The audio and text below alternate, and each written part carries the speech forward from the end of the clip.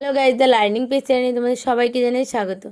আজ আমি তোমাদের ক্লাস 6-এর সেকেন্ড সামারটিপে ইতিহাসের অধ্যায় 4-এর সাজেশান ভিত্তিক অধ্যায় ভিত্তিক তোমাদের আমি ছোট প্রশ্ন বড় প্রশ্ন বলে দেবো।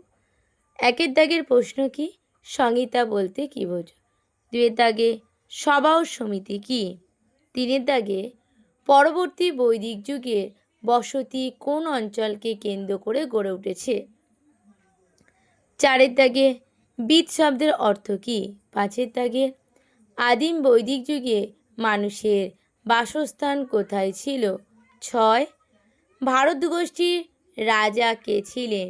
7 চিত্রিত ধূসর মাটির পাত্র বলতে কী বোঝো? 8 একটি ভাষা পরিবারের নাম লেখো। 9 ভারতীয় উপমহাদেশ কোন ভাষা পরিবারের সদস্য?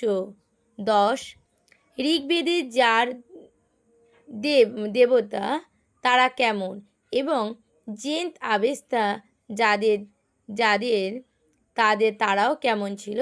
বিস্তারিত আলোচনা করো। 11 দাগের ইন্দো আর্য ভাষাগোষ্ঠী কাদের বলা হতো? 12 দেব শব্দটি কোথা থেকে এসেছে? 13 আদি বৈদিক যুগের ইতিহাস জানার উপাদান কি? 14 সামবেদ কি? 15 যজুর্বেদ কি? 16 ঋগ্বেদ কোন পর্বতে উল্লেখ আছে এবং কোন পর্বতে উল্লেখ নেই তা বলো। 17 ঋগ্বেদে কোন নদীর কথা আছে যা খুঁজে পাওয়া যায় না? 18 সপ্তসিন্ধু অঞ্চল কি? 19 মহীপতি কে? 20 রতিম কাদের বলা হতো? 21 ঋগ্বেদে কোন ধাতুর কথা নেই?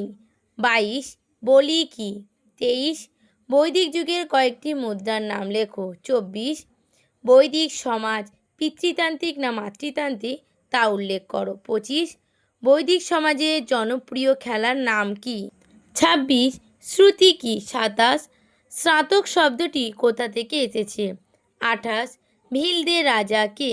29 কয়েকটি মেগালিথ কেন্দ্রের নাম লেখো।